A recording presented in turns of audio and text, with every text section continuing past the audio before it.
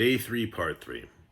So my mom didn't have a whole lot of money and wasn't able to afford a lawyer to respond back to Howard Jacobson. I get it. You're a young mother, young 20s, single mom with don't have the resources to fight back, and I get it. So she just kind of moved forward and stated who she thought the father was, but no one believed her. Her entire life, nobody believed her who my father was.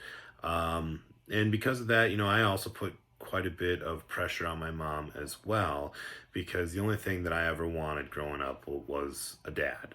And when she tried to go out and prove who that was, she got shut down. So I could only imagine the amount of undue stress that I added to her growing up, and because of that, I think that she made some poor choices along the way with men, and it surely could have been because of the pressure that I put on, and because of that too. I mean, she moved around a lot, and I lived with my extended family. So I spent a lot of time with my grandparents and my aunts and uncles, and all because I wanted to stay in this community of Lenox, South Dakota, where I grew up.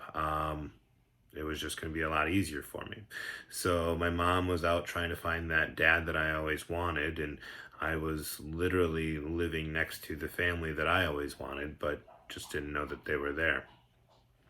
So yeah, for several years, my mom lived in different places, and I lived with other family, and she even went over to Libya for a few years. And when she came back, I was 16 years old, and she had applied for some state assistance.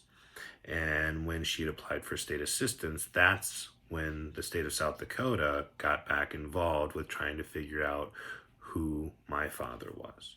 So stay tuned. I'll let you know tomorrow kind of where we take off from there. But hope you're enjoying this, and go Chiefs.